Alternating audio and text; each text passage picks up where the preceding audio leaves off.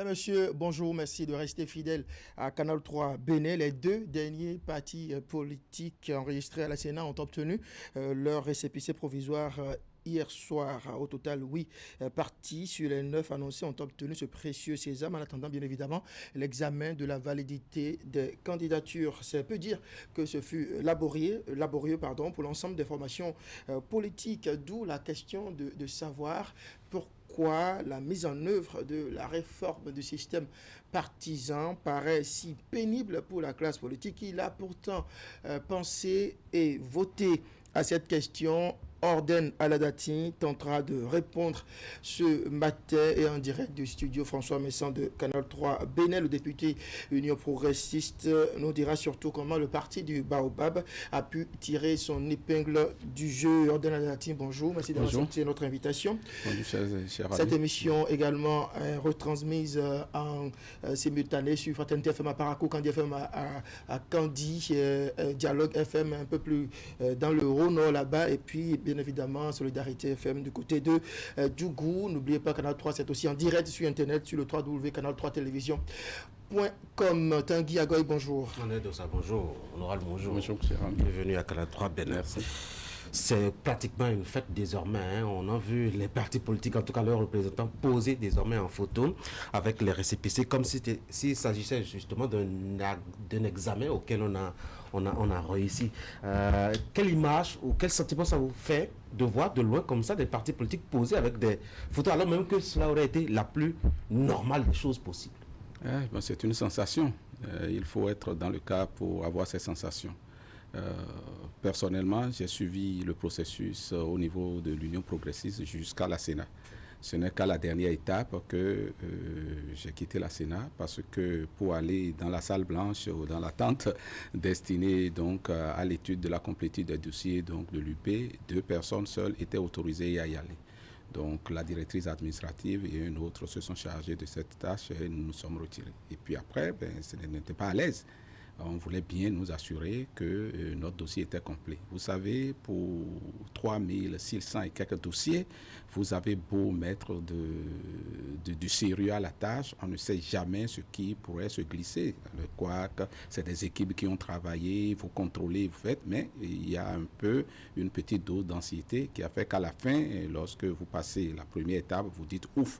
Puisque si vous êtes éliminé à cette étape-là, il n'y a plus question après de voir si telle pièce peut être complétée ou pas, parce que vous êtes éliminé du processus. Et la Sénat a été très claire que la première phase, selon leur procédure, c'est que l'on vérifie la complétude. Si vous êtes qualifié à cette phase, l'étude de vos dossiers continue. Si vous êtes éliminé à cette phase, vous avez beau vous apprêter, après, il y a une petite dose d'anxiété qui fait que finalement, quand on dit oui, c'est bon, c'est propre, il y a quand même un soulagement. Alors, honorable Aladati, votre réponse ne me paraît pas bien répondre. C'est-à-dire que vous avez dit que c'est une sensation. Oui. C'est même une sensation, ma foi, assez forte. Pourquoi ce qui devrait être une simple formalité, constituer 8 pièces, aller déposer à la Sénat, est devenu un challenge au point de procurer tant d'émotions aux acteurs? Oui, vous savez, on n'a pas été habitué à ça par le passé. Vous savez, les anciens codes électoraux l'ont toujours exigé. Vous faites la déclaration de candidature accompagnée de presque l'ensemble des mêmes pièces qu'aujourd'hui. Mais ce fait qu'aux élections communales, on avait la possibilité de décider d'aller dans une seule commune de toute l'étendue du territoire. Aujourd'hui, vous avez l'obligation d'aller dans toutes les communes et dans tous les arrondissements de toutes les communes. Parce qu'on est des ensembles plus grands aujourd'hui. Plus grands, c'est très clair. Maintenant, ce n'est pas au niveau même de la composition des dossiers et autres que le problème s'est posé. Dans le littoral, où je connais très bien le système, ce qui s'est passé, sur 98 candidats, 98 positionnements recherchés, nous en avons présélectionné 238. Donc les dossiers qui étaient à jour, on les a eus. Sur le littoral, moi je peux dire oui, j'ai suivi de près. D'autres leaders ont suivi de près dans leur département et autres. Mais quand vous avez à compiler tous ces documents, à saisir tout, vous n'êtes jamais sûr de rien à la fin. Une petite erreur, une petite fiche qui s'est détachée d'un dossier à la fin et tout. Donc, c'est comme un examen. Pourquoi se compliquer autant la vie honorable? Mais ce n'est pas, c'est le code. Oui, mais c'est vous qui l'avez voté, justement, ma question. Mais non, vous compliquez autant la vie? Non, mais pourquoi pas? Il faut des partis sérieux, des partis de plus en plus professionnalisés. Et quand on le fait, c'est une contrainte. Quand vous participez à un examen, c'est pas se compliquer la vie, aller à un examen. Et pourtant, vous avez étudié tout le long de l'année. Quand vous voulez déposer un dossier d'appel d'offres quelque part, mais vous êtes technicien du domaine, vous êtes expert du domaine. Et mais quand vous constituez vos dossiers, vous dites, parce que c'est d'autres qui vont étudier ce que vous avez fait. À partir de cet instant, vous avez beau être sûr, vous avez beau demander aux enfants à la veille d'un examen comment vous vous sentez, vous dites, je suis serein. Mais quand même, après la composition et à la veille des résultats, vous allez voir l'ancienneté. Donc, c'est de ça qu'il est question. Nous, on a mis donc, de la méthode dans le travail. Nous y sommes pris très tôt dans la composition des dossiers et tout. Mais finalement, à la fin, on aurait pu déposer notre dossier 3 jours avant. Mais il est toujours des journées pour dire non, on va toujours vérifier. Pourquoi il y a un enjeu politique derrière, justement. Si vous êtes parce que on a attendu les partis politiques. Si vous êtes éliminé, jusqu'à 20h, on ne les a pas vus à la Sénat. C'est du dernier jour. Oui, du dernier jour, on ne les a pas vus à la Sénat. C'est fait exprès, tout le monde est venu ensemble. On dirait qu'on s'est passé le coup de fil. Non, c'est pas ça. Moi, j'ai dit à un de mes garçons la fois dernière, qui, à l'occasion d'une composition, est sorti 1 heure avant la fin de l'heure. Voilà. Alors, il avait 2 heures. En 1 heure, j'ai dit non, même quand tu finis, relis. Je dis ne fais plus ça. Il faut relire, mets du temps, relis ta copie. On va en parler, c'est vrai. Oui. Vous avez tellement relu. On a relu. La Sénat a relevé des imperfections. Non, ça c'est normal, on le savait. Comment vous faites la relecture? Non, on le savait ça. Comment vous avez fait des fautes exprès? Non, c'est pas ça. Par exemple, dans les dossiers, nous n'avions pas eu la preuve des transferts, de tous les transferts, j'allais dire. Des personnes qui sont sur la liste électorale, mais qui ont changé entre-temps de circonscription. Donc, par rapport au COS-LEPI, vous avez vu, le COS-LEPI n'est pas encore au terme de son processus. Et la preuve, c'est que la liste électorale n'est pas encore transmise à la Sénat. Donc, il est en plein dans son processus. Et c'est d'ailleurs pour ça que la Sénat a dû prendre par règlement que même les récépissés pourront faire preuve de ce qu'il y a un processus d'inscription en cours, un processus de transfert en cours et tout. Mais la Sénat n'a pas attendu le dernier moment pour vous annoncer cela. La Sénat a légiféré. Vos candidats ne sont pas allés chercher les récépissés en question pour les mettre dans les dossiers. Ça dépend en fait, l'organisation mise en place par l'Union progressiste est celle-ci. Les dossiers ont été recueillis au niveau déconcentré totalement.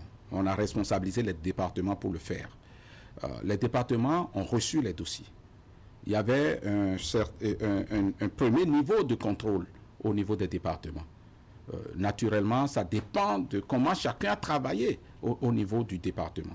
Il se fait que quand c'est venu au niveau du sommet, il y a eu des ateliers de travail qui ont repris ces dossiers.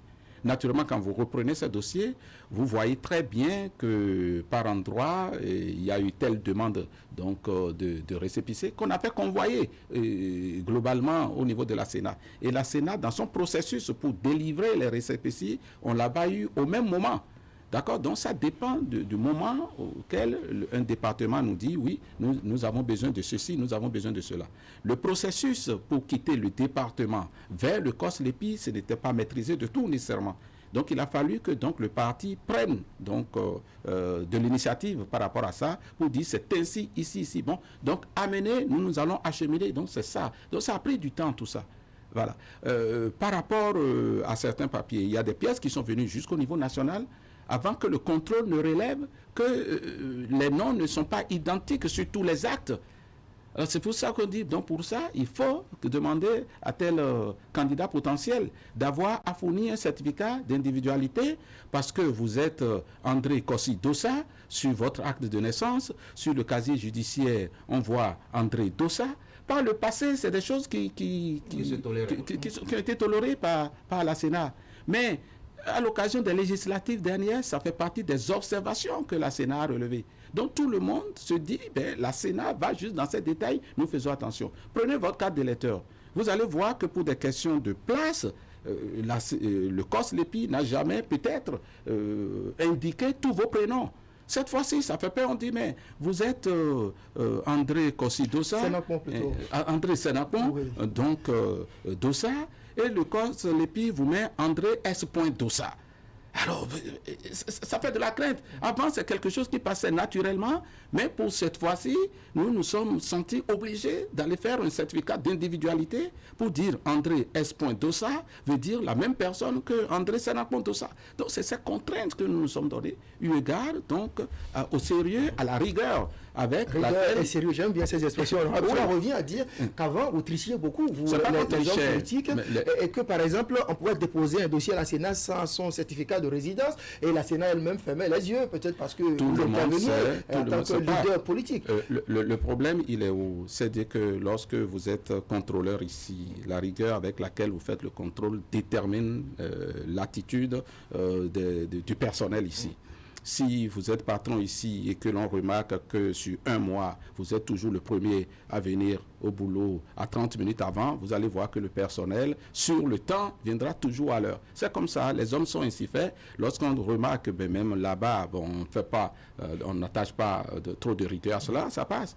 Mais la fois dernière, le contrôle a été méticuleux et ça fait peur. C'est de la hantise par rapport à tous les partis politiques. Et puis quand donc, au terme de cela, on s'est félicité. Ce que vous dites, et pourtant on était convaincus, mais on s'est félicité, on s'est appelé pour dire, mais voilà. Par exemple, c'est quand même curieux, non, oui. Qu'aucun parti politique n'ait réussi à présenter un dossier propre de candidature. Pourtant, ce sont des partis politiques qui ont une assise nationale, en tout cas beaucoup plus qu'avant, qui ont plus de membres fondateurs et a priori plus de militants également, donc plus nombreux pour faire le travail. Et il n'y a pas eu un seul parti politique qui ait déposé son dossier à la Sénat pour dire, bon, nous, on fait l'exception. Oui. Non, mais c'est ce que je vous explique. J'ai fait un transfert. Pour que normalement j'ai l'acte qui consacre mon transfert, il eût fallu que le COS Lépi ait fini le processus donc de... Il n'y a pas que ça, non? Il n'y a pas que les... Non, mais je donne cet exemple. Quand vous dites ça, la seule empêche tout le monde d'avoir un dossier strictement propre tel que vous l'indiquez. Voilà. Et quand ça se passe comme ça, la Sénat même a dû légiférer elle-même pour dire par rapport à cela, même les récépissés peuvent faire foi. Est-ce que vous voyez? Donc, il y a eu ce genre de choses. Donc, ce qui est fait, il faut déjà saluer cela, monsieur le président. C'est déjà bon. Qui ont eu en tout cas leur récépissé provisoire, il y a l'Union progressiste et puis, comme par hasard, le Bloc républicain. Il y a une lecture à faire à ça? Non, moi je ne vais pas faire de lecture. Vous savez, surtout les partis qui soutiennent l'action du chef de l'État, quand vous soutenez M. Patrice Talon, vous êtes obligé d'être rigoureux et d'être sérieux dans le travail. D'accord, déjà là. Bon, maintenant, au-delà du président de la République, je pense qu'au cœur de l'union politique, il y a eu d'anciens partis, des militants. Sans être des anciens partis, sont des gens qui ont une longue expérience de militantisme. Ça joue dans ce que l'on fait. Nous avons été proactifs dans l'élaboration de ce dossier. Parce que ce qui s'est passé, et quand on parle de difficultés, le défaut de proactivité justifie beaucoup de ce qui s'est passé pour que certains restent à la Sénat jusqu'à aujourd'hui. Si même vous êtes organisé, que vous n'êtes pas proactif, que vous ne lancez pas le processus très tôt, alors 3600 dossiers de toute l'étendue du territoire, après vous êtes surpris par le temps. Donc il faut être proactif, il faut avoir une organisation sérieuse, efficace. Alors le positionnement c'est devenu, ma foi, une question de secret. Jusqu'à l'heure actuelle, il y a des candidats qui ne sont pas certains qui sont positionnés. Il y a des jeunes ou des militants qui ne savent pas aussi ils sont positionnés ou pas. Pourquoi c'est fait comme ça? Même des maires sortants ne savent pas s'ils sont sur votre liste. Pourquoi c'est pas ça, c'est douloureux, c'est le processus qu'on a mis en place qui est ainsi. Alors, nous, le processus d'implantation de notre parti n'est pas encore achevé. Nous sommes nés il y a peut-être 1 an et demi, je crois, et nous sommes en plein processus d'implantation du parti, surtout à la base. Alors, le parti est né, nous avons les instances au sommet qui sont des instances transitoires. Nous n'avons pas encore fait notre premier congrès. Faire notre premier congrès suppose que nous avons fini le processus d'installation de nos cellules de base, que nous avons fini de lancer donc les organisations de masse du parti et autres. Ce processus est en cours. quand donc les élections sont intervenues, les législatives, puis maintenant les communales. On ne peut pas faire les deux à la fois. Ça pourrait être très difficile pour le parti. Aujourd'hui, il y a eu beaucoup de mois. Non, il n'y a pas eu beaucoup de temps. L'implantation d'un parti, donc dans ce processus-là, ça prend du temps. Ce n'est pas une histoire de 2 semaines. Donc, on ne pouvait pas faire les deux. Donc, on a choisi au niveau du bureau politique de différer donc la suite de ce processus-là. Eu égard à cela, vous voyez que donc la démocratisation même du parti jusqu'à la base n'est pas encore achevée. Et nous avons dû couper la croix en deux par rapport aux méthodes. Sinon, on pourrait même faire des primaires pour pouvoir faire émerger. Et donc, quand vous faites des primaires, tous ceux qui sont à la base, sous réserve de quelques arbitrages nécessaires qui seront absolument faits au sommet, savent déjà à peu près ceux qui peuvent émerger. Mais nous avons mis sur pied des sachants au niveau du parti qui sont à travers des comités ad hoc par commune pour identifier les personnes capables de faire cailler le parti. Et ça, justement, ça donne lieu à des règlements de compte, non, essaye d'arbitrer, non, il faut, dans tout parti, c'est un jeu d'intérêt. Le parti, c'est des idéaux, mais c'est quand même un jeu d'intérêt quand on est dans un parti politique. Et à partir de cet instant, vous ne pouvez pas absolument éviter cela. C'est pour ça que les instances du parti sont là pour intervenir, pour arbitrer. Moi, j'ai suivi le processus dans le littoral. On n'a pas eu ça. Il y a des difficultés puisque nous sommes un parti naissant, un grand parti, 80 ensemble, anciens partis politiques, parfois qui se combattaient, qui se mettent aujourd'hui ensemble. Et ce que moi j'ai salué le plus, c'est-à-dire que le processus d'intégration même des ensembles, des entités qui ont fusionné est en cours. Et ça avance plus vite qu'on le pensait. C'est ça qui justifie justement le secret qu'on entoure. Non, ce n'est pas ça qui justifie le processus. On peut leur dire, écoutez, voici votre position sur une liste. Vous ne y êtes pas du tout. Oui, mais le mercato aussi continue. Bon, tout ça, ça joue. Vous en avez été victime?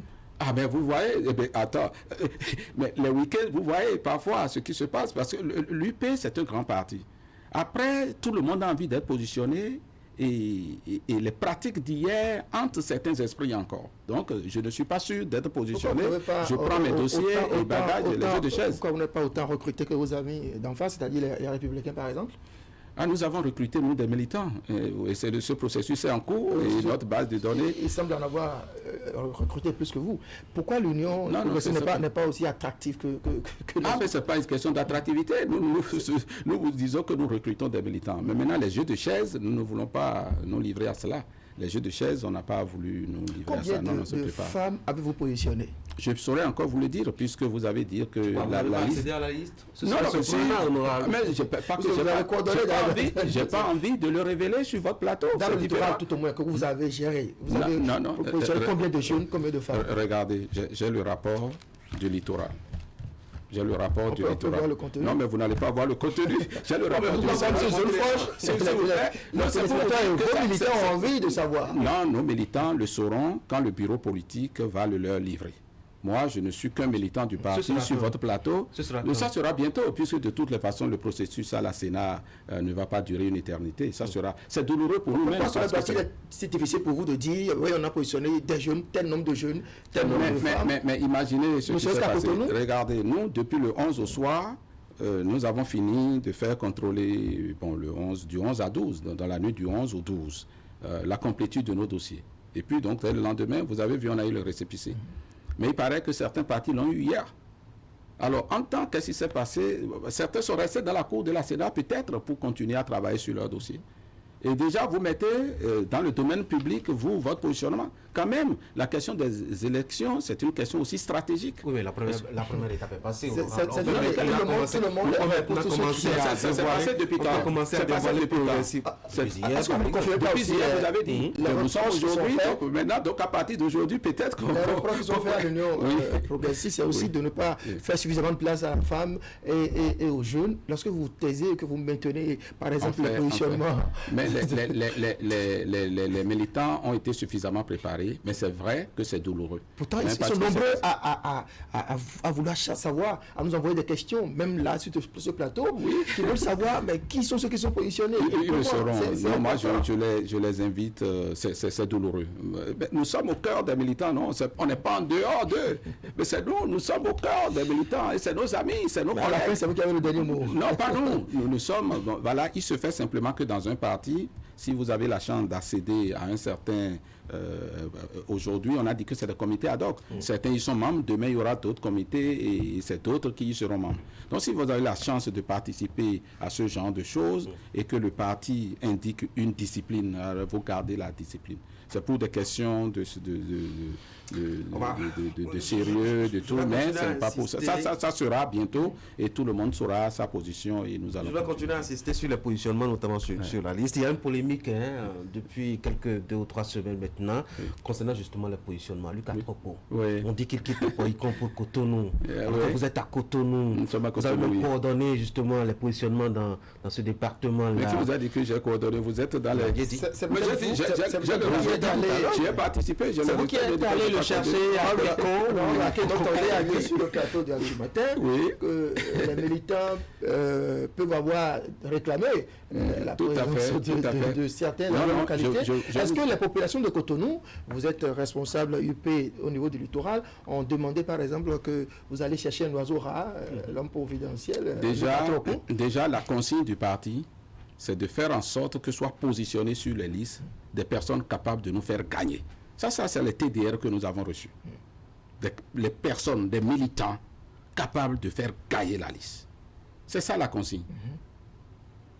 Alors, est-ce que M. Luc Atropo est capable de nous faire gagner à Cotonou et dans son arrondissement? Nous, au niveau du comité ad hoc, on a estimé que c'était oui. Donc, effectivement, M. Luc Atropo a été un candidat potentiel dans Cotonou. Mais de là, quand la liste sera révélée, vous saurez s'il est positionné ou pas. Quid de ces militants de Boycon, de ces populations de Boycon? Nous avons appris que Boycon aussi continue de le réclamer.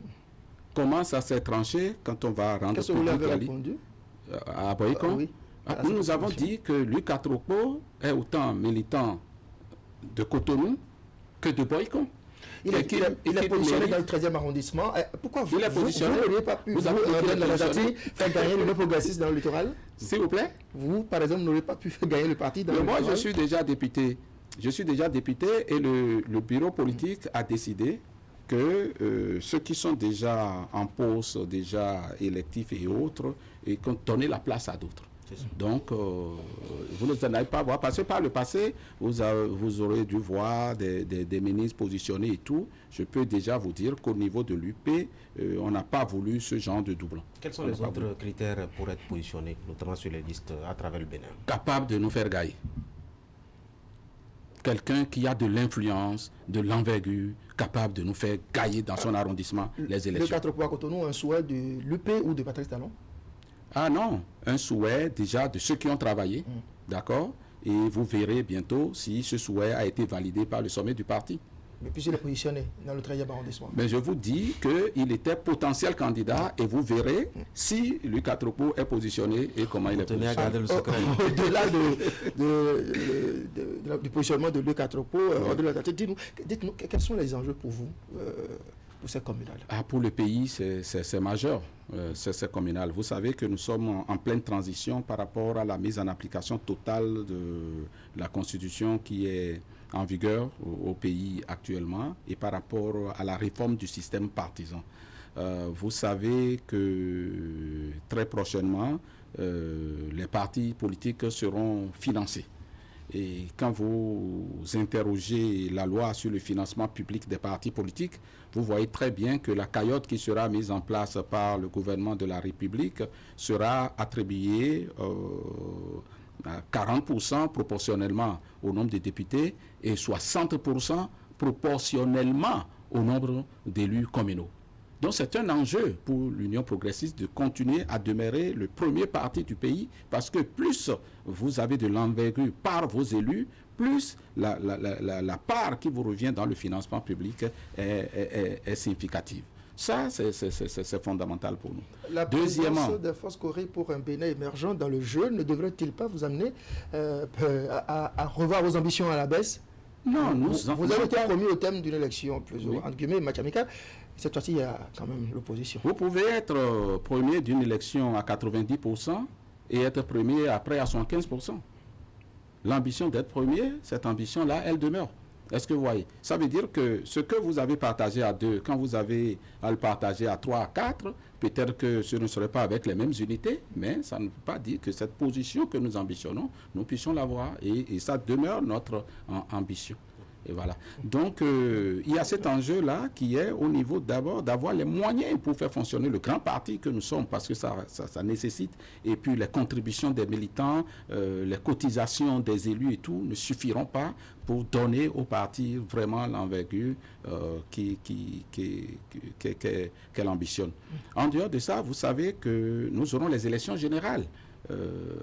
Voilà, en 2026 et déjà les élections présidentielles qui sont les élections présidentielles à venir en 2021 le seront sur la base de parrainage. D'accord. Donc le prochain président de la République sera parrainé par des élus. Oui, précisément les députés et puis les maires. L'UP, le BR ne devrait pas être en tout cas en train de réfléchir autrement. Au Parlement, vous en avez suffisamment, en tout cas même jusqu'à revendre, non? Oui, mais je vais dire que c'est une combinaison de critères.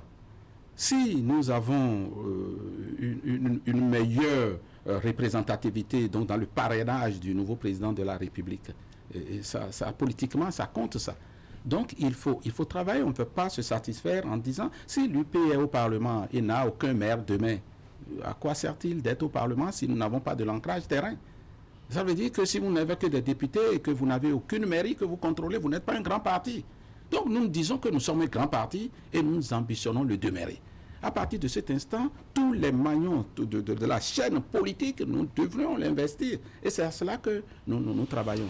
Donc, c'est capital pour nous. Dans le jeu, vous avez cité 2 volets, mais tous revient au même, à savoir la politique, gagner les élections. Alors, à l'UP, on pense qu'à gagner les élections, quid du développement? Quelle place accordez-vous au développement, à la qualité de la gouvernance locale dans notre pays? Oui, nous avons déjà des militants. Déjà, c'est le militant, parce que je dis, c'est les militants capables de faire gagner. Et nous sommes passés, et nous avons survolé le mot militantisme. Tout ce que vous demandez comme valeur, c'est incarné dans le militant déjà. Et ça, là, nous ne nous posons plus la question à ce niveau. Puisque nous disons que c'est du vrai. Notre sélection, c'est de la vraie sélection déjà à la base. Si tu es militant, ça veut dire que tu éprouves les valeurs de solidarité, de paix, de patriotisme et que tu adhères à notre projet de société qui n'est pas quelque chose de nouveau. Notre projet de société est connu, il est écrit et il est là. Et nous développons au quotidien le militantisme. Donc vous êtes déjà militant, donc vous incarnez ces valeurs. Maintenant, ce sont des militants capables de nous faire gagner. Après, il y a une dimension supplémentaire qui vient. Et ça, ce n'est pas que le simple vouloir de l'homme ou du candidat potentiel. C'est la perception que donc les autres militants, que les populations ont de chacun qui rentre en ligne de compte à partir de cet instant. Vous pouvez être un militant discipliné sans que les populations n'aient une bonne perception de vous. Vous pouvez être un bon militant ancré dans les valeurs du parti sans qu'autour de vous, les gens ne veuillent pas que vous soyez celui qui les représentiez demain. Et c'est en fait, ces 2 facteurs que nous combinons en disant simplement les personnes capables de nous faire gagner. Comme Andel disait, au-delà justement de gagner les élections, c'est quoi pour vous, je dois dire, les enjeux de la décentralisation aujourd'hui? À l'UP, comment est-ce qu'on voit les communes du Bénin? Non, nous adhérons tous à la décentralisation. Les tests de la décentralisation, naturellement, sur certains aspects, sont à améliorer. Je sais que globalement, depuis l'instauration donc de la décentralisation, nous sommes passés un peu à côté. Ce que nous avons voulu comme ancrage pour que donc les mairies puissent être donc les fers de lance donc du développement au niveau local, au niveau communautaire, nous sommes passés un peu à côté à cause de la forte politisation liée même à la fragmentation des partis politiques. Et c'est ça que nous avons voulu aussi corriger à travers le système partisan. Là, nous aurons de grands partis politiques qui auront les communes et on pourra responsabiliser demain les partis politiques par rapport à la gestion donc de leur commune, de leur localité. Et c'est vers là que nous allons. Nous avons un projet de société qui met la décentralisation comme l'un des éléments essentiels qui vont booster le développement du pays. Après, il y a la qualité des hommes qu'il faut. Il y a la qualité donc de l'administration communale. Vous savez, quand vous écoutez les maires, ils vont vous dire que parfois, des maires ont été destitués simplement parce qu'ils n'ont pas partagé des billets de banque aux conseillers. Donc les élus UP ne seront pas dans ce genre de clientélisme, dans ce genre donc, de quête alimentaire au quotidien. Donc voilà, si vous avez un autre projet de société auquel vous adhérez et que vous allez au niveau de la commune, naturellement, nous avons la chance d'avoir un gouvernement qui travaille et qui travaille jusqu'à la base. D'abord, qu'il faut être dans l'aptitude mentale à accompagner les efforts d'assainissement et ne pas être une résistance par rapport à cela. C'est capital. Donc lorsqu'il y a la bonne symbiose donc, entre le pouvoir central et le pouvoir décentralisé, et puis les valeurs que nous incarnons, le type d'homme que nous allons donc faire élire au niveau de nos communautés, vous voyez que l'un dans l'autre, nous allons booster le développement tant souhaité pour le pays. Quand vous parlez de projets de société, parlez-vous de projets de ville, projets pour les villes? Et si c'est le cas, les villes du Bénin n'ont pas les mêmes problèmes, n'ont pas les mêmes envergures. Cotonou n'a pas les mêmes problèmes que Boycon, par exemple, ou Parakou, ainsi de suite. De quoi parlez-vous concrètement? Je parle d'abord de la vision globale du parti. D'un projet pour prospérité à travers ses valeurs, à travers donc les axes stratégiques qui nous sont chers. Et un pays, c'est un tout. Le pays, c'est l'ensemble des communes. Naturellement, quand on l'a, ça veut dire que ça a des déclinaisons sur chaque commune. Mais naturellement, qu'il y a déjà une équipe au niveau donc, de l'Union progressiste qui a anticipé sur ce travail. Qui est en cours de validation sur les villes du pays et surtout que sur les villes que nous... Vous avez déjà positionné les gens en attendant d'avoir une idée claire de ce que vous voulez faire dans les communes, c'est ça? Non, je dis ce processus est en cours avant le positionnement parce que nos élus vont se baser sur ce plan de développement. Ce n'est pas que quelqu'un viendra inventer son plan. Le One Man Show, nous sommes en train de mettre petit à petit fin à cela. Non, mais si je suis progressiste et que j'ai des ambitions pour Cotonou, par exemple, je la mets en parenthèse, je mets mes idées, ma vision. Vous mettez votre vision dans le plan global des discussions autour de la grande ville phare qu'est Cotonou. Et votre vision sera intégrée donc, dans le débat général. Et si c'est une vision prometteuse, elle sera validée au niveau des instances du parti. On s'imagine que c'est une déclinaison logique et normale du programme d'action du gouvernement au niveau de l'UP. Et c'est pour ça que nous soutenons le président de la République. Donc ce n'est pas des visions antinomiques. Et puisque nous soutenons l'action du progrès, c'est que nous nous retrouvons à travers le programme d'action du gouvernement. Et donc, ça ne saurait être deux visions antinomiques. C'est votre référence, le PAG, ou c'est le PAG qui se réfère à vous? C'est quoi le lien véritablement? Actuellement, c'est le PAG qui est en cours. Notre action est au-delà du PAG. Oui. Mais le PAG, il est un indicateur que nous avons, que nous sommes en train d'opérationnaliser. Et c'est pour ça que je vous ai parlé de la symbiose avec déjà le gouvernement. Puisque si nous avons une vision, un projet de société, une démarche qui est en contradiction avec ce que pense le gouvernement, ça ne fonctionnera pas. À Cotonou, vous savez qu'un passé pas trop lointain, on a trouvé des personnes qui ont résisté à tout ce qui était en cours et qu'on est en train de voir de plus en plus dans Cotonou. C'est pour ça que je dis que c'est très important que donc les maires de nos villes soient déjà en phase avec l'action en train de se dérouler et qui est en cours et qui devient de plus en plus visible au niveau central. Mais il ne faut pas se limiter là, il faut aller au-delà. De votre point de vue, ça dit quoi? Il n'y a pas de place pour des maires opposants à la tête de nos villes? Des maires opposants au système, mais pas des maires opposants au développement de leur communauté. Et ce serait fatal pour les communautés. Mais aucun maire ne s'est opposé au développement. Mais c'est votre question. C'est-à-dire que si le gouvernement a un plan d'adduction d'eau généralisé dans votre commune et que vous ne lui facilitez pas le chemin par le terrain puisque vous êtes opposant, ce serait dommage pour les communautés. C'est ce que je veux dire. Si vous avez, avec ce que le gouvernement fait en termes d'eau, en termes d'électricité, en termes de pistes et de routes, il n'y a pas de symbiose, et ça pourrait enrhumer un peu la machine au niveau d'un certain nombre de communautés. C'est pour ça que je dis, donc, il faut un peu cette symbiose, au-delà de l'opposition qu'on pourrait avoir à un président de la République en exercice et autres. Ça, c'est de la bonne guerre et c'est normal. Et pour finir sur la question liée au communal, Tanguy, oui, bon, allez-y. Oui. Quelle est la suite? Vous avez eu votre récépissé provisoire. La Sénat a disposé de 8 jours pour examiner les dossiers. Alors, la Sénat a déjà facilité légèrement la tâche parce que quand vous lisez le code, peut-être la Sénat aurait pu ne pas faire ce qu'elle a fait là. Il y a déjà une petite notification pour dire ceci il faut voir, ceci il faut voir, ceci il faut voir. Et ça, nous déjà, on a fait un point avant-hier, je crois, à 90-95%, nous sommes déjà prêts par rapport à cela.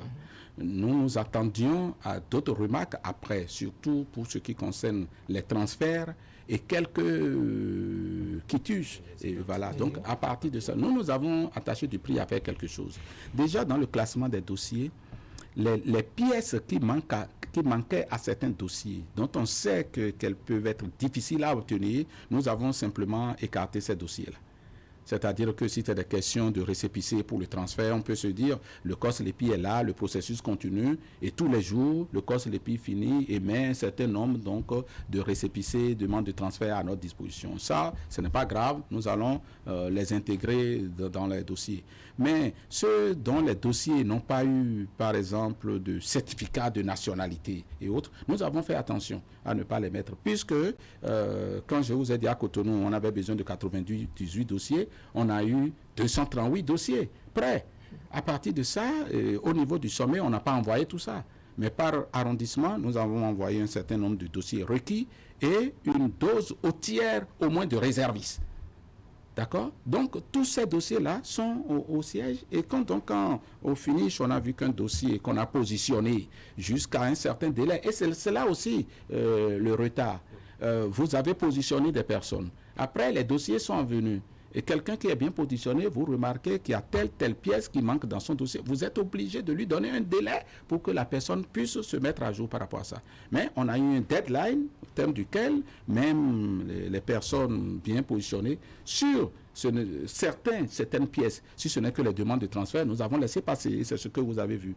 Mais sur des pièces essentielles qui pourraient nous créer problème, puisque nous ne sommes pas dans l'administration et nous ne maîtrisons pas nécessairement donc la marge et le temps de l'administration, nous avons par prudence écarté certains de ces dossiers, surtout quand c'est pas à Cotonou où les choses sont plus faciles à acquérir. À l'intérieur du pays, c'est un peu difficile. Mineur ou majeur en vue, en ce qui vous concerne?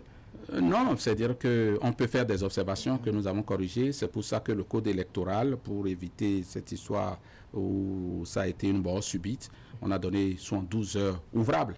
Ce n'est pas 72 heures calendaires, mais c'est 72 heures ouvrables pour permettre à tous ceux qui ont déjà leur récépissé provisoire d'aller. Mais cela dit, avoir un récépissé provisoire, ça ne veut pas dire qu'on est déjà qualifié. Puisque s'il y a des observations qui viennent demain et que sur un candidat que vous avez positionné, la loi dit que vous ne pouvez plus changer quelqu'un que vous avez positionné, sauf en cas de décès ou en cas de doublon. Ça veut dire que si vous êtes positionné et qu'il y a des observations sur les dossiers et que les 72 heures, vous n'arrivez pas à les corriger, naturellement, il pourrait y avoir des gens.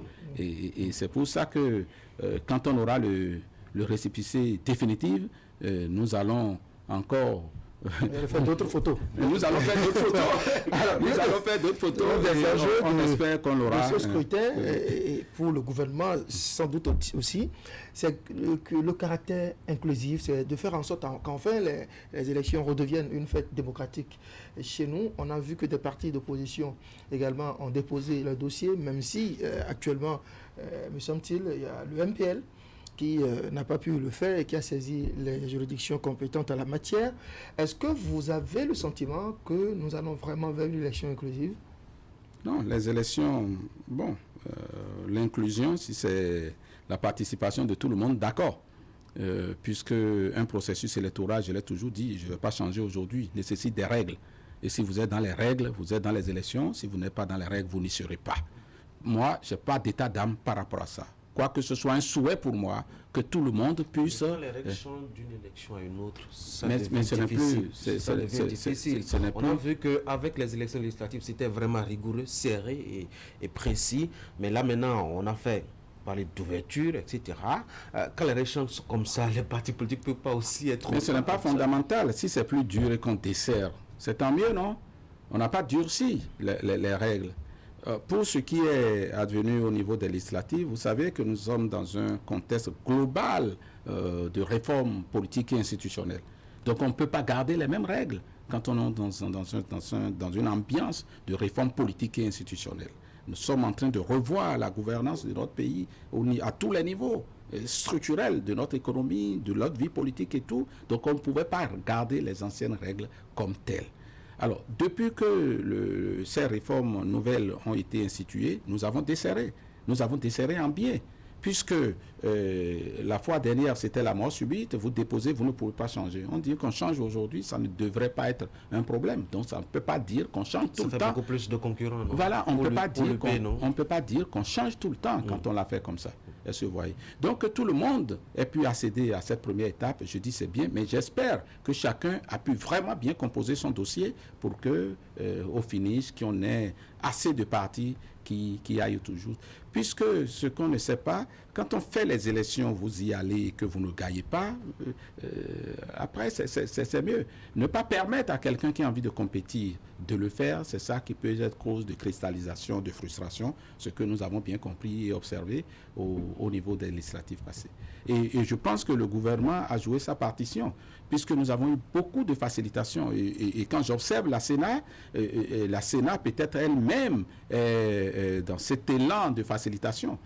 Parce que quand le code a été fait pour que le 11 au soir, on ait déposé et que certains ont eu leur récépissé hier, je pense que nous sommes globalement dans le pays, dans cette psychologie de facilitation. Mais c'est une tâche colossale. On ne pouvait pas demander à la Sénat, quand vous attendez le jour même de la clôture, non, il ne s'agit pas de ça. Non, c'est pas ça. Vous ne demandez pas à la Sénat une application pour vous aider. Oui, mais vous l'avez boudé. Non, personne. L'application, nous, on l'a eu. L'application, il faut féliciter la Sénat sur cette application. Quand moi, j'ai découvert cette application au siège de mon parti, j'ai dit, mais bravo, la Sénat. C'est une application, et j'ai vu le géniteur, un béninois, qui a proposé cette application à la Sénat. Il faut féliciter la Sénat et féliciter des cadres qui réfléchissent.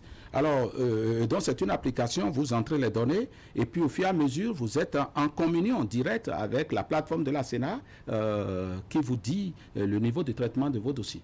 D'accord? Parce qu'il y a la déclaration de candidature avec les positionnements, nom et prénom, un certain nombre d'indications que vous remplissez. Ça qui est un fait, qui est la déclaration de candidature, et à côté, les pièces qui accompagnent. Et quand vous rentrez dans la Sénat, vous signez un papier, vous allez dans une salle, on vous briefe sur le processus, et vous tirez au sort l'équipe qui va traiter votre dossier. Je pense que l'UP a tiré le numéro 6. Moi, j'ai été jusqu'à cette étape-là avant de me retirer. Et donc, les équipes étaient déjà positionnées. Donc, ça n'a pas créé... La Sénat s'est préparée pour ça. Alors, lorsque vous allez, ce que j'ai ouï dire, puisque moi, je suis sorti de la maison pour que ça se passe jusqu'avant-hier, c'est-à-dire que si l'équipe qui est chargée du contrôle de votre dossier est positionnée dans cette salle, et que vous n'amenez jamais vos cantines dans cette salle, on ne veut pas démarrer le contrôle. On ne veut pas démarrer le contrôle. Donc, quand quelqu'un dit, moi, je suis premier, je suis deuxième, je suis premier à venir, je dis, bon, c'est une fausse guerre. Chacun a son équipe. Ça vous a frustré un peu que les Républicains aient communiqué sur cela? Sur le fait d'avoir été les premiers à déposer les dossiers? Non, pas du tout. Ils étaient les premiers quand on est venu. Ils l'ont fait savoir, ils ont tenu à le faire savoir. Mais moi, j'ai vu des gens tirer à boulet rouge sur notre directrice administrative qui a surfé sur la qualité de son dossier. Bon, c'est de la bonne guerre, ça c'est des détails. Mais quand on est venu dans la maison, il y avait déjà le bloc républicain qui était en table en train d'émarger. Ils sont allés tirer au sort certainement avant nous. Mais après, le système de contrôle, c'est autonome. Parce que chacun va procéder au contrôle avec l'équipe qui lui est destinée. Et si votre dossier est évidemment très bien rangé, bien soigné, vous voyez bien que l'évaluation de la complétude ira très vite. Et je crois que c'est ça qui a fait que certains l'ont eu très vite et d'autres l'ont eu un peu moins vite. Et puis bon, voilà. Nous sommes en apprentissage collectif et puis de jour en jour, nous allons affiner nos démarches et nos méthodes pour pouvoir rester en phase avec les exigences de la loi. La campagne électorale, ça va démarrer le 1er mai. D'ici là, à quoi vous allez vous atteler au niveau de l'UP? L'UP, actuellement, les dernières semaines, ça continue un peu. Nous sommes avec les femmes pour la réflexion avec la femme par rapport donc, à son ancrage social, à son devenir politique et autres. disons. Non, c'est une journée qu'on a demandé à tout le monde de célébrer. Donc nous célébrons. De gérer les frustrations des candidats non positionnés. Nous ne disons pas voter pour moi. L'animation de la vie publique, de la vie politique se fait tout le temps. Et c'est ça même ce qui est exigé des partis politiques. Nous allons le faire, même parfois intensément, nous allons le faire. On ne dit pas voter pour moi, on ne dit pas tout ça. Et puis après, nous allons, puisque je vous ai dit que nous sommes en pleine phase d'implantation du parti, et nous avons des cartes d'électeurs pour nos des cartes de membres, pardon, des cartes de membres de nos adhérents. C'est un lapsus. Hein? Non, les cartes. Non, du tout. Les cartes. Oui, non, mais vous écrit à l'achat de cartes d'électeurs. Ah oui? Non, ça ne sert à rien. Moi, je suis un expert électoral. Vous avez beau avoir 10 000 cartes électeurs. C'est pas ça qui fait.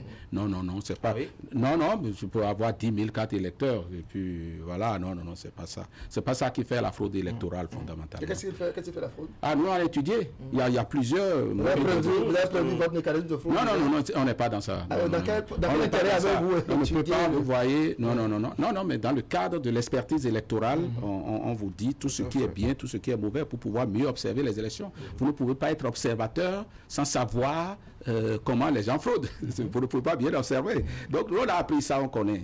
Mais nous ne sommes pas dans ce genre de choses. Vous l'avez vu aux dernières élections et depuis les élections du président de la République en exercice. Vous ne pouvez pas dire que vous soutenez le président de la République et verser dans ces choses. Et vous allez voir, il n'y aura pas de parti qui prétendent soutenir l'action du gouvernement et faire ce genre de choses. S'ils le font, ils ne sont pas dans la dynamique. Il y a partis justement qui soutiennent les Non, pas vrai. Il n'y a pas que deux partis. Ils ne disent pas ça. Les autres vont se passer.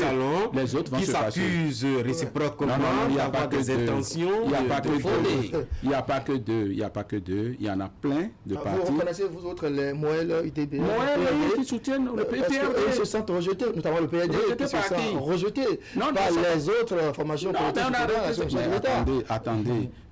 Attendez. Quelle qualification l'UP ou le BRN a rejeté quelqu'un qui veut soutenir le président de la République? Quelle qualification on n'a pas rejeté, on n'a pas rejeté. Il appartient au président de la République de savoir qui sont ceux qui nous ont dit qu'on le soutient. D'autres aussi disent qu'ils le soutiennent. Et le président de la République... Quand il reçoit par exemple UDBN, le Moël, Bénin, vous ne vous sentez pas un peu jaloux? Mais pourquoi pas? Vous voyez, chacun souhaite être le mieux aimé dans tout ça. C'est normal. Puisque vous parlez du chef de l'État, il nous reste à peu près 5 grosses minutes en donne on va quand même dire un mot. Ça fait 4 ans maintenant que Patrice Talon est au pouvoir et vous avec. Alors, est-ce qu'il est déjà sur le point d'être porté en triomphe? Il reste encore beaucoup de choses à révéler. Il reste les 12 derniers mois. Il reste. C'est à vous de le dire. C'est à vous de le dire, parce que moi je suis pas crédible pour savoir s'il sera en triomphe. Moi, je l'ai déjà porté en triomphe, c'est moi. Mais moi, là, ce n'est pas ça. C'est-à-dire que les populations, vraiment de nos contrées, et je vois circuler déjà sur les réseaux des bonnes dames, même qui n'ont pas été à l'école, commencer par dire des choses très significatives. C'est peut-être le début. Non, pas du tout. Non, même pas du tout. De toutes les façons, vous écoutez aussi. Vous étiez dans le pays il y a 2 mois, 2 ans, quand on nous lynchait. Vous êtes encore dans la place aujourd'hui et vous écoutez ce qui se dit. Je ne vais pas faire de l'autosatisfaction, on ne va pas verser dans ça, mais ça bouge. Et tout le monde comprend pourquoi dans un pays, il faut mettre le temps de la réflexion. Le temps des études. Ce temps a été long, a été douloureux, les gens n'ont pas perçu. Et puis, les différents gouvernants, presque depuis 1960, n'ayant pas offert beaucoup de choses dans le pays, certains se sont dit, bon, de toutes les façons, on prend les mêmes choses. On reprend, avec Patrice Talon, ce serait la même chose. Aujourd'hui, les gens sont en train de comprendre. Moi, je m'interroge. Imaginez dans notre pays qu'on ait fermé la frontière avec le Nigeria, je ne sais plus depuis combien de temps, et ça passe tellement vite que c'est pas cette histoire, ça date. On n'en parle peut-être pas beaucoup, mais ce n'est pas ceux qui en souffrent. Mais tout le monde était convaincu. Non, mais c'est pas ça. De se confier. Ce n'est pas ceux qui en souffrent. C'est clair qu'il y aura des gens qui vont en souffrir. Mais tout le monde a toujours dit dans ce pays que si le président du Bénin ne va pas faire allégeance au président du Nigeria, que la vie n'était pas possible au Bénin. On n'a pas oublié ça. Et pourquoi la vie peut-il être possible au Bénin avec un Nigeria qui a fermé ses frontières depuis plus de 6 mois? Pourquoi? Et personne ne réalise ça. Donc quand moi j'interroge et que je prends mon recul, ça veut dire qu'il y a une meilleure gouvernance et que nous sommes en train de devenir un pays structuré. Nous sommes en train de devenir un pays qui maîtrise son économie de plus en plus et c'est très fort, c'est très capital. Sur quel plan Patrice Talon vous rend le plus fier? Déjà ça qu'on soit obligé de dire qu'un président de la République élu au Bénin devrait aller faire allégeance à côté. Mais quand on a eu l'économie même été dit, fiscale, nous avons eu des chefs d'État de transit, s'il vous plaît, nous avons eu, ce n'est pas toujours bon pour la santé de l'économie. Mais ce n'est pas de ça que je vous parle. Oui. Comment se fait-il qu'un pays arrive à contrôler, à contenir ce choc? C'est pas que tu dis que c'est bon, hein? Mais quelle est la résilience qui permet de le faire si vous n'êtes pas discipliné, structuré? On aurait eu ce problème-là 5 ans en arrière, que nous n'imaginons pas ce qu'on serait devenu au pays.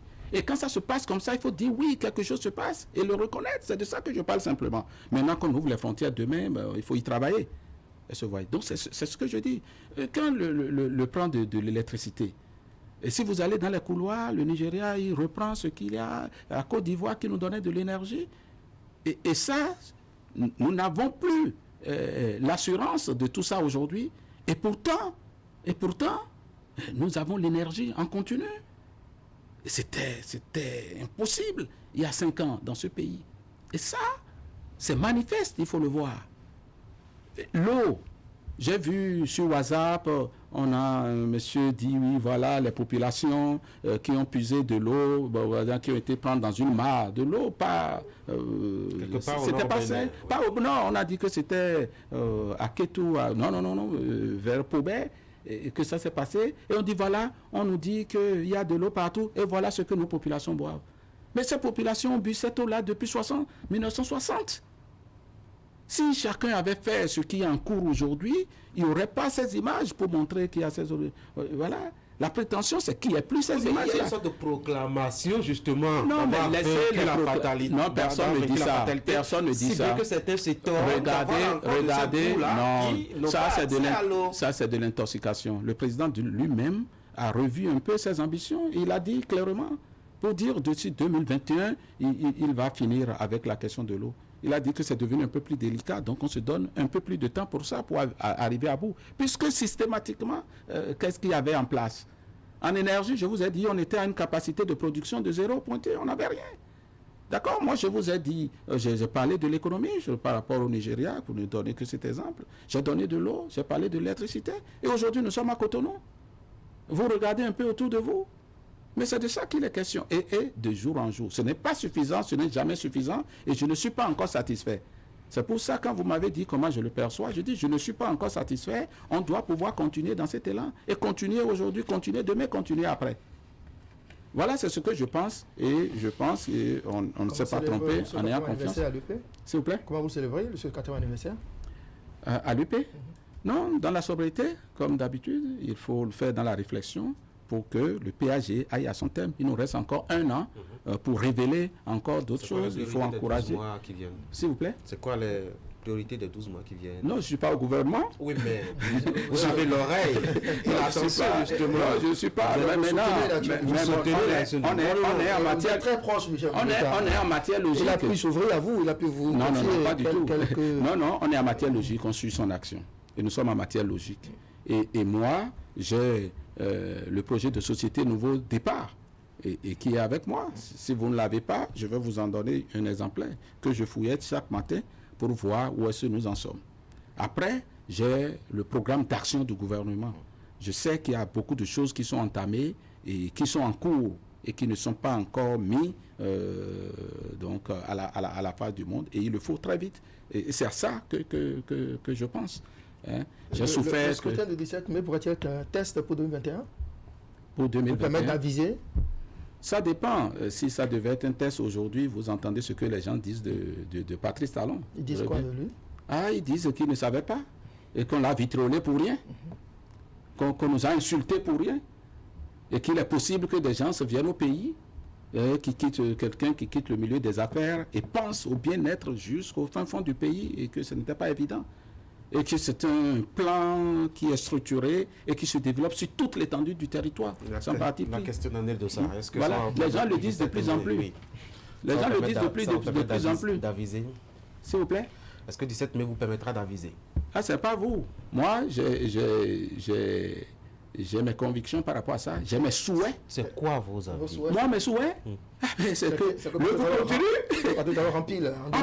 Mais il a une parole qu'il a donnée. S'il vous plaît. Il a une parole qu'il a Il n'y a donnée. pas de parole qu'il a donnée. Il a donné sa parole dans un contexte de dire, pédagogique en plus. Je dis, je veux faire des réformes politiques et institutionnelles. Pendant ces cas. Non, attendez. Je veux faire des réformes politiques et institutionnelles. J'ai un projet de révision de la Constitution du Bénin. Et parce que je sais que ceux qui viennent au pays, du fait de leur réélection, parce qu'ils sont hantés par la réélection, ils ne font pas les actions dures qui nous permettent de nous en sortir. Il dit, moi je vais entreprendre les actions dures. Mais je souhaite que ceux qui vont me suicider aient à entreprendre des actions dures, puisque les actions dures, il nous le faut pendant un certain temps pour voir notre pays décoller. D'où l'idée de Et moi je suis élu avec une constitution qui me permet de faire 2 mandats. Mais voilà que je vous propose une constitution où je vais exiger un seul mandat.